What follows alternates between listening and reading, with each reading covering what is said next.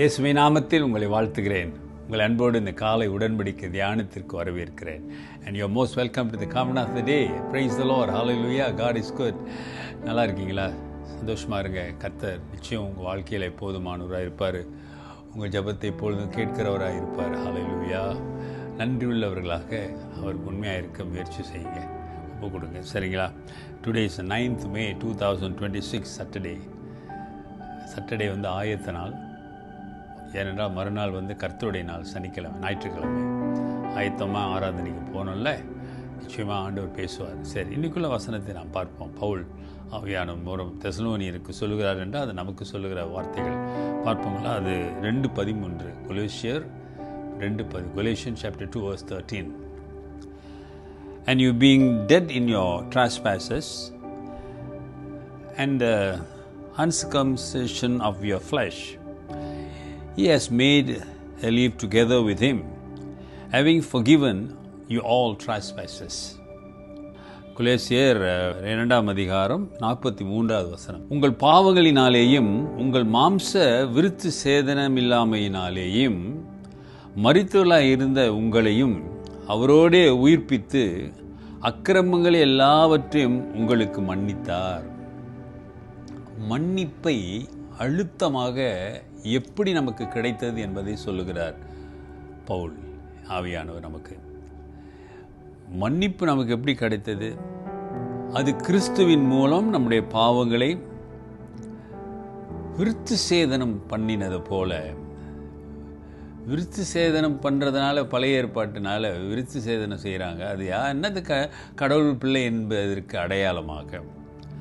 இப்போ நம்ம வந்து விருத்து சேதனம் செய்யவில்லை, ஆனால் இயேசுவின் நாமத்திலே ஞானஸ்நானம் எடுப்பதனாலே அவருடைய பிள்ளையாக மாறுகிறோம். ஆமாம் தானே? நாம் பாவங்கள் மன்னிக்கப்படுகிறது. அப்போ என்ன சொல்கிறாரு? விருத்து சேதனம் இல்லாமையினாலேயும் மரித்தவர்களாக இருந்த உங்களை, பாவத்திலே இருந்த உங்களை, அதைத்தான் சொல்ல வருகிறார். யூ ஆர் ஸ்டில் இன் தி சின். நியாயப்பிரமாணத்தின் அடிப்படையிலேயே இன்னும் விடுதலை ஆகாதபடி பாவத்தில் தான் இருக்கீங்க. அப்படி இருக்கிற உங்களை உங்களுக்காக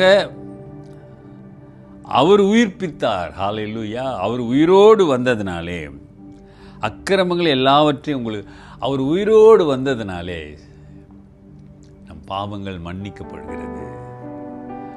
அப்போ நீ இயேசுவை ஏற்றுக்கொள்ளும் பொழுது, உனக்காக மரித்தார், அவர் உயிர் தெழுந்ததை நீ விசுவாசித்து ஏற்றுக்கொள்ளும் பொழுது ஆண்டவர் சொல்கிறார், வசனம் சொல்லுகிறது, நீ மன்னிக்கப்படுகிறாய், ரட்சிக்கப்படுகிறாய், கர்த்தருடைய பிள்ளையாக மாறுகிறாய். உனக்கு பரலோகத்தில் ஒரு இடம் உண்டு. Through Jesus Christ, His death and the resurrection, forgive your sins are forgiven. You become a child of God and you are entering into the kingdom of God. Hallelujah. That's a great privilege, when you start to believe, trust Jesus Christ and accepting as a personal savior.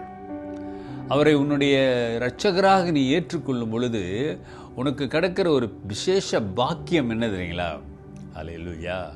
பரலோகத்திலே அவரோடு இருக்கிற ஒரு காரியம். அப்போ இங்கே ஆண்டவருடைய வசனம் நமக்கு சொல்லுகிறது, அருமையானவர்களே, அவர் உயிர்த்தெழுந்தார். ஆகவே நீங்களும் நானும் மன்னிக்கப்பட்டவர்களாக உயிர்த்தெழுவோம். ஹல்லேலூயா. ஆகவே இதை உணர்ந்து அறிந்து ஆண்டவருக்கு பிரியமாய் வாழுங்க. வசனங்களை தெளிவாய் வாசித்து தியானித்து புரிந்து கொள்ளுங்கள். கர்த்தர் உங்களுக்கு பலமாய் மாறுவார். உங்கள் வாழ்க்கையிலே அற்புதங்களை, அடையாளங்களையும் அவர் செய்வார். ஜெபிப்போம். நல்ல ஆண்டவரே, இந்த காலவேளைக்காக ஸ்தோத்திரம். நீர் உயிர்த்தெழுந்ததினாலே நாங்களும் உயிர்த்தெழுவோம். நீர் உயிர்த்தெழுந்ததினாலே நாங்கள் பாவத்திலிருந்து உயிர்த்தெழுந்திருக்கிறோம் ஆண்டவரே. ஹல்லேலூயா. நன்றி தகப்பனே. இந்த நம்பிக்கையை, இந்த அனுபவத்தை நோக்கி பார்க்கிற ஒவ்வொருவர்களுக்கும் கொடுங்க ராஜா. ஒப்பு கொடுக்கிறேன். இந்த நாட்களிலே உம்முடைய கிருபை, உம்முடைய சமாதானம் தங்கட்டும். விசுவாசிக்கிறவங்க வாழ்க்கையில் அற்புதங்கள் இயேசுவின் நாமத்தில் நடக்கட்டும். துதிகன மகிமை கொண்டாகட்டும். இயேசுவின் நாமத்தில் பிதாவே, ஆமென். நமது ஆண்டவராகிய இயேசுவுடைய கிருபை, பிதாவின் அன்பு, பரிசுத்தாவின் ஐக்கியம் உங்களோடு இருந்து உங்களை ஆசீர்வதித்து காப்பதாக. என் ஆத்மாவே கர்த்தரை ஸ்தோத்திரி, என் முழு உள்ளமே அவர் பரிசுத்த நாமத்தை ஸ்தோத்திரி. என் ஆத்துமாவே கர்த்தரை ஸ்தோத்திரி, அவர் செய்த சகல உபகாரங்களை மறவாதே. ஆமென். எப்படிதான் சிஸ்டர், சகோதரனே, சகோதரியே, உயிர்த்தெழுந்த ஆண்டவர் உன்னை உயிர்ப்பிக்க வல்லவராக இருக்கிறார். பற்றிக்கொள், பிடித்துக்கொள், விசுவாசத்திலே ஓடு. Take care. God plus.